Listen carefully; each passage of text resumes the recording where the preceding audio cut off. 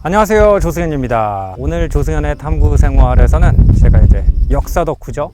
역사 덕후에게 가장 중요한 동물이 바로 말일 거예요. 왜냐면 우리가 어떤 사극을 보던 사람들이 말을 타고 있고, 제가 좋아하는 고대, 중세, 근대 내내 인간은 말을 타고 다녔기 때문에 저도 요즘 말을 직접 타봐야 역사를 이해할 수 있는 부분이 있겠다라고 생각해가지고 승말 레슨도 조금씩 받고 있습니다. 근데 옛날부터 우리나라에 이런 말이 있죠. 사람은 나면 서울로 보내고 말은 나면 제주로 보내라. 그래서 오늘 제주도에서 말답게 말들이 살고 있는 모습을 보기 위해서 여기 레츠런 팜이라는 곳에 와 있습니다. 여기 보면은 서부 영화에 나오는 것처럼 말들이 이렇게 2마리씩 3마리씩 짝지어가지고 굉장히 방대한 초원에서 정말 말답게 살 수 있는 모습을 볼 수가 있는데, 그냥 이 힐링,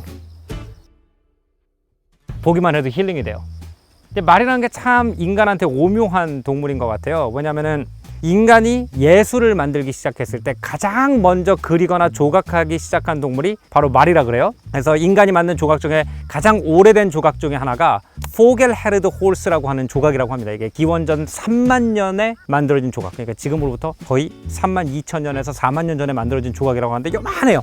말을 정말 오랫동안 쳐다보고 오랫동안 관찰하고 말에 대해서 이해를 하고 만든 조각이구나, 그 느낌이 딱 납니다. 근데 묘한 게 뭐냐면은 그 당시에는 아직 이 말을 타는데 필요한 어떤 마구들 있잖아요. 제갈이라든지 고삐라든지 이런 게 전혀 발굴이 안 된대요.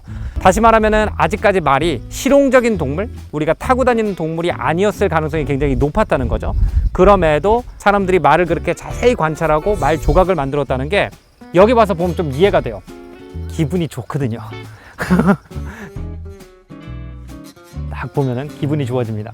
그리고 또 그림으로 보면은 우리가 이제 역사책에서 동굴벽화에 대해서 배우잖아요. 인간이 남긴 가장 오래된 그림, 그러면 뭐 라스코 동굴벽화, 알타미라 동굴벽화 뭐 이런 것들이 있는데, 약 기원전 15,000년에 그려진 라스코 동굴벽화에 보면은 기가 막힌 말 그림이 있어요. 역사가 존재하기 이전부터 사람들은 말을 신기해해오고 말의 파워나 속도에 대해서 동경을 느끼고 그래 왔다는 걸 우리가 느낄 수 있죠.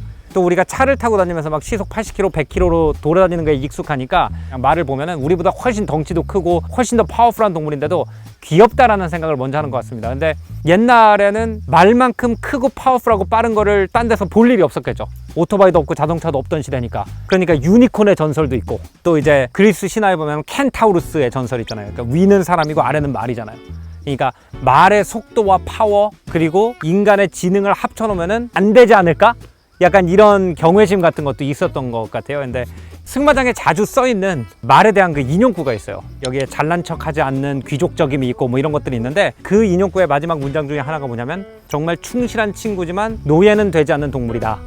인간을 태워주기도 하고 인간을 위해서 일해주기도 하지만 비굴하게 인간을 쫓아다니는 그런 느낌이 없는 동물이다라고 합니다. 그래서 오, 쫄았어. 그 영화 같은 거 보면은 보병들이 이렇게 서 있는데 기마대가 막 따닥따닥따닥 칼 휘두르면서 오잖아요. 근데 말이 내 쪽으로 구보를 하면서 뛰어오는 걸 갖다 내가 처음 경험을 했는데, 위에 아무도 안 타 있고 무장을 안 하고 있어도 소름이 온몸에 쫙 돋거든요. 근데 옛날에 그 기사들이 저 말에다가 갑옷다 입혀놓고 자기 갑옷다 입고 3m짜리 창 겨누고 말 타고 내 쪽으로 뛰어오고 있다 그러면 옛날에 그 왜 그렇게 무서움의 대상이었는지 저렇게 오는 거 아니야?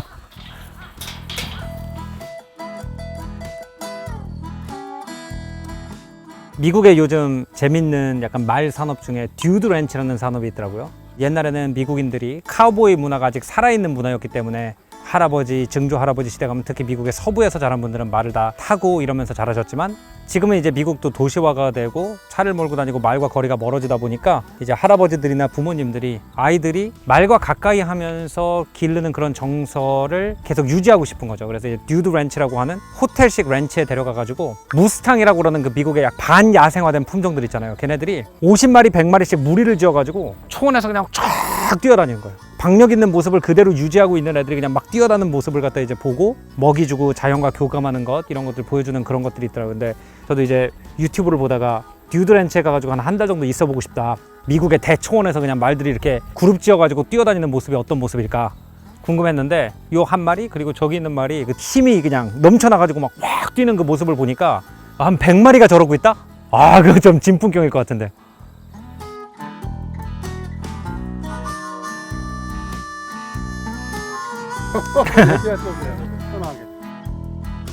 친구가 되려고 약간 아이 컨택트도 해보고 화장실도 같이 가고. 이 말이 그런 친구 같아요. 왜 이렇게 별 말 없이 조용히 그냥 옆에 같이 있어주는 친구? 걔는 계속 놀자 놀자 놀자 약간 이런 친구면 그냥 조용히 옆에 있는 거죠. 자기 풀 뜯을 거 뜯고 하면서 있는 친구. 그래서 이 친구가 이렇게 힐링이 되는 그런 친구구나. 케이송 플래툰이라고 하는 이제 미국의 버지니아주에 있는 그 소대가 있대요. 그래서 이제 전쟁 트라우마를 겪으신 분들이 말이랑 같이 이렇게 놀고 산책하고 교감하면서 전쟁 트라우마를 극복해 나가는 그 홀스 힐링 프로그램이 있더라고요. 요즘 뭐 재활승마라든지 이런 것들 우리나라에서 굉장히 인기가 있는데, 인간이 겪을 수 있는 가장 심한 트라우마 중에 하나인 전쟁 트라우마를 말과 교감함으로써 극복한 그 사례들이 이제 거기서 나오는 거죠. 그런 그 프로그램에서. 근데 그 이유 중에 하나가 이 말이 굉장히 겁이 많은 동물이라고 하더라고요. 비닐봉지를 되게 무서워한대요. 비닐봉지가 날아가면 말이 깜짝 놀라서 버킹이라고 그래가지고 말이 갑자기 위아래로 뛴다든지, 아니면 리어링이라고 그래가지고 앞발을 들어가지고 이제 기술을 떨어뜨리는 그런 행동을 한다고 합니다. 아니면 뭐 파리 같은 거에 놀라가지고 그런 행동을 하기도 하고. 근데 이제 외상 후 스트레스 증후군을 겪는 분들이 워낙 폭탄이라든지 이런 게 떨어지는 고도의 스트레스 상황에 노출이 되시다 보니까 민간 생활에 돌아오셔도 조그만 소리라든지 조그만 자극에도 굉장히 놀라시는, 그게 이제 말의 성격하고 굉장히 비슷하대요. 그래서 그 외상 후 스트레스 증후군을 겪고 계신 분들이 말과 공감을 되게 잘하신다. 그리고 말은 왠지 내 심정을 이해해 주는 것 같은 그런 기분을 느낀다고 합니다.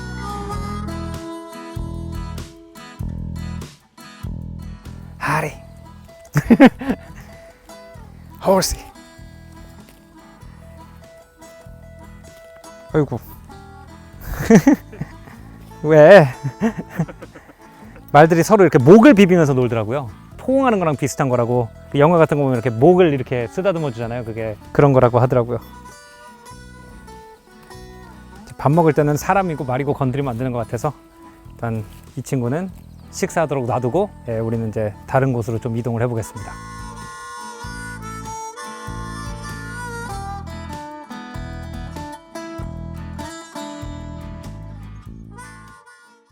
이게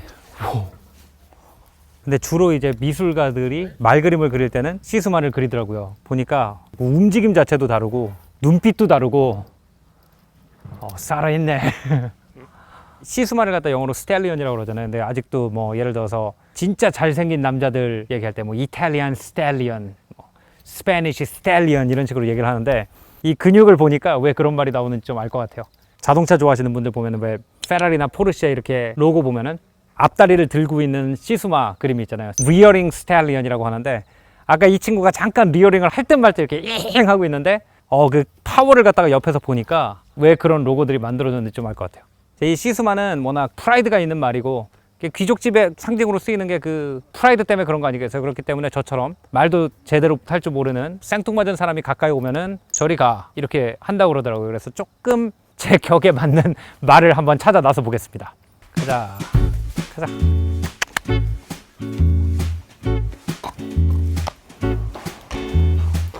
와.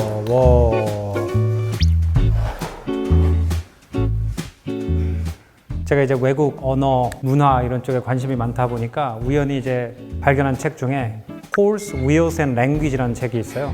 언어와 바퀴 그리고 말, 인간의 노하우, 문화적 노하우가 퍼져나가는 데 필요한 세 가지 요소라는 거죠. 우리가 언어가 있어야 되고, 그 다음에 우리가 뭔가 이동을 하기 위해서는 말과 바퀴가 있어야 된다. 그래서 이제 수레와 말을 처음으로 활용한 걸로 보이는 사람들의 문화가 어떻게 세계로 퍼져나갔는지에 대해서 설명을 한 그 책이에요. 아까는 이제 우리가 야생말을 갖다가 신석기 시대부터 그려왔다 그런 얘기를 했지만, 아마도 그 책에 의하면 사람들이 말을 타기 시작한 거는 기원전 3000년 정도, 그러니까 지금으로부터 한 5000년 전의 일이 아닐까라고 얘기를 하더라고요. 왜냐하면 이제 말을 타는데 필요한 고삐라든지 아니면 제갈이라든지 등자 같은 것들이 이제 그때부터 발견이 되나 봐요. 그리고 또 아까 말씀드린 뭐 보겔헤르드 홀스 스태츄라든지 아니면은 그 라스코 동굴벽화에 있는 말들을 보면은 말이 우리보다 크고 힘이 센 동물이니까 그냥 와 멋있다 약간 이런 식으로 그린 느낌이 나요. 그냥 제가 볼 때는. 근데 인간이 말한테 고삐를 씌우고 제갈을 물려가지고 말의 힘을 제어하기 시작한 이후에 이제 그림들을 보면은 이것이 어떤 왕족이라든지 어떤 귀족들의 힘이나 권력을 나타내는 상징으로 이제 많이 쓰여요. 그래서 예를 들어서 이제 이 시기쯤에 영국에 나타난 굉장히 큰 말 그림이 있어요. 이게 얼마나 크냐면은 이게 비행기를 타야 보여요. 길이가 거의 120m 정도 되는 땅에다가 초크를 이용해가지고 그린 말 그림인데 우리는 말을 탈 줄 아는 부족이다. 그래서 우린 너네보다 세다라는 뭐 그런 의미를 담고 있거나 그리고 또 이제 유럽 쪽 전통에서 말의 역할 중에 하나는 그런 게 있죠. 아폴로의 마차도 그렇고 트루다임 홀스 스태츄라고 하는 그게 있는데 보면은 태양을 말이 끌고 다녀요. 그러니까 말 4마리가 이렇게 마차 모양으로 생긴 해를 끌고 다닌다는 개념. 그게 이제 인도에도 있어요. 수리아라고 하는 태양의 신이 마차를 타고 다니거든요.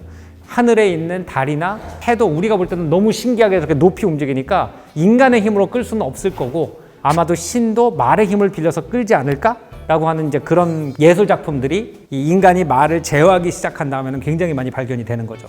이제 제가 한참 여러 단어들이 어디서 왔나 그 유래 공부하는 거를 되게 재밌어하던 적이 있는데 그때 보면은 이 말에서 나온 단어도 굉장히 많더라고요. 예를 들어서 우리가 경영을 얘기할 때 매니지먼트라고 그러잖아요. 그 매니지먼트라고 할 때 마네, 그러니까 손이라는 뜻이고 마네지아레라는 단어가 원래 이탈리아어로 고삐를 가지고 말을 조정하다 이런 뜻이었대요. 초보자들한테 교관님들이 계속 얘기하는 게 고삐를 짧게 지지만 땡기지 말라는 얘기를 많이 하거든요. 근데 그게 진짜 경영이랑 비슷한 것 같아요. 근접해가지고 어떤 우리 회사에서 일어나는 일이 있는지 관리는 해야 되지만 직원들을 갖다가 막 이렇게 저렇게 그러면은 회사가 안 돌아가는 것과 굉장히 비슷한 원리라서 마네지아레, 고삐를 다루다라는 단어를 지금은 경영이라는 뜻으로 쓰지 않나. 그리고 예를 들어서 이제 미국에서 너가 아직 초보자니까 조금 더 경륜을 쌓아야 돼 라고 얘기를 할 때 You have to earn your spur 라는 단어가 있어요. 고급자들이 말 탈 때 보면은 이 부트 뒤에 삐죽한 걸 갖다 달고 타세요. 박차라고 그러죠. 우리 박차를 가하다 그것도 말에서 나온 그 용어인데 너가 아직 초급자니까 조금 더 연륜이 쌓이기를 기다려야 돼 라고 할 때 박차를 찰 자격을 얻어야 돼 라는 식으로 이제 영어로 말을 하는 걸 봤을 때도 얼마나 우리가 오랫동안 말과 함께 왔는지를 갖다가 볼 수 있는 그런 표현들이 우리 언어 속에 남아있는 거라고 생각이 돼요.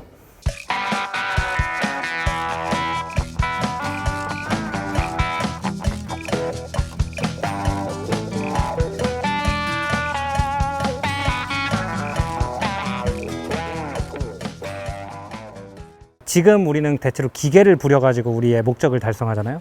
옛날에는 야생동물을 쫓아드는 역할은 개가 했고 이동은 말한테 부탁을 했고 쟁기 끄는 건 소한테 부탁을 했고 근데 이 친구들은 다 자기 성격이 있잖아요. 그리고 자기 생각이 있고 자기 기분이 있고 저도 뭐 모터스포츠도 좋아하고 자전거도 좋아하지만 자전거와 차에서는 느낄 수 없는 얘가 기분이 내켜야만 내가 승마를 할 수 있다는 그런 매력이 저는 최고의 매력이라고 생각을 했어요.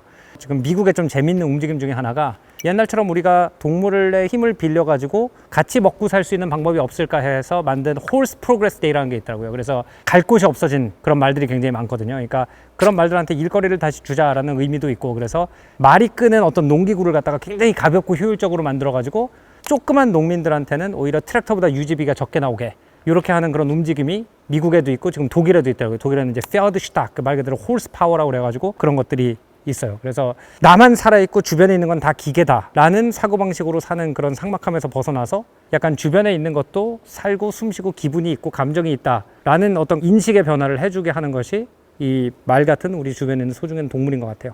자, 오늘 조승현의 탐구생활은 여기서 마무리하겠습니다. 저는 얘랑 조금 더 놀고요. 다음번에는 더 재밌는 문화 역사 이야기로 여러분 찾아뵐 테니까요. 구독, 좋아요 많이 눌러주시고요. 그랜디어 출연해줘서 고맙다. 오늘 태워줘서 고맙고 다음 시간에 뵙겠습니다. 안녕히 계십시오.